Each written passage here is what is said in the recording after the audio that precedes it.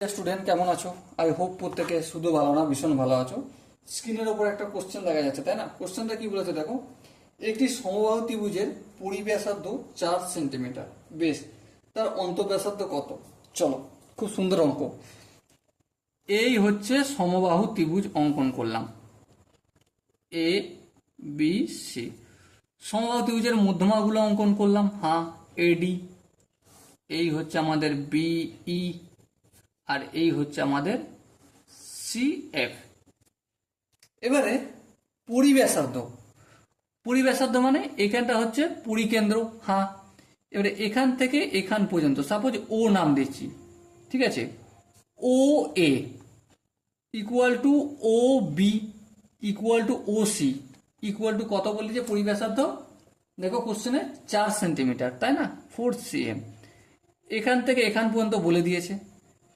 এই বৃত্ত অঙ্কন করলাম, হ্যাঁ, বৃত্ত অঙ্কন করলাম। তাহলে অন্তঃব্যাসার্ধ কত? অন্তঃব্যাসার্ধ মানে এই ওডিটা হবে অন্তঃব্যাসার্ধ, এখানে এই ওইটা হবে, আর এখানে ও এফটা হবে। তাহলে আমাকে একটা কাজ করতে হবে, এডি এর ভ্যালুটা বলতে পারলেই পেরে যাব, হ্যাঁ। এডি ইন্টু 2/3 ইকুয়াল টু কি? ও এ। বলো কথাটা ভুল লিখলাম না ঠিক লিখলাম? হ্যাঁ, ঠিকই লিখেছি, কারণ এই এডি এর এখানটা 2 ভাগ আর এখানটা 1 ভাগ। তাহলে এখানটা তাহলে কি বোঝাচ্ছে? এখানটা 2/3 বোঝাচ্ছে কার? এডি এর। তাহলে এও সমান কি? এডি এর 2/3। এটা লিখলাম। এডি সমান কত? এডি সমান, দেখো এদিকে যদি আমি সেন্ড করি 2/3টাকে, তাহলে কি হয়ে যাবে? 3/2, হ্যাঁ। ও এর ভ্যালু কত? 4, এই 4 লিখলাম, 2 1 2, 2 2 4, 3 2 6।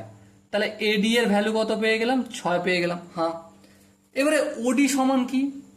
ওডি সমান এডি ইন্টু 1/3, তাই না, হ্যাঁ। তাহলে কত হলো? এডির জায়গায় আমি কি লিখবো? 6 লিখবো, কিন্তু 1/3, 3 1 3, 3 2 6, সো কত হলো? 2 সেন্টিমিটার। সো অন্তঃব্যাসার্ধ কত পেলাম? 2 সেন্টিমিটার। আচ্ছা, আনসারটা কি ঠিক হলো? হ্যাঁ, ঠিক হলো। কি করে ঠিক হলো? কারণ এখানটা যদি 4 হয়, এখানটা তো 2 হবে। কেন? সিম্পল একটা ভালো করে ভেবে দেখো না, 2 আর 4 টোটাল কত হচ্ছে? 6, তাই না? এই 6-এর মধ্যে এদিকটায় 2 ভাগ আছে, মানে 4 থাকবে, আর এদিকটা 2 থাকবে, তবেই তো 6 হচ্ছে। So dear student, I hope প্রত্যেকে বোঝা গেছে। যদি কোনো জায়গায় বুঝতে অসুবিধা থাকে, ডাউট থাকে বা কনফিউশন থাকে, তার জন্য কমেন্ট বক্স তো খোলা রইল। ওকে, সো দেখা হচ্ছে পরবর্তী সেশনে। ততক্ষণ পর্যন্ত ভালো থেকো, সুস্থ থেকো এবং জয় হিন্দ।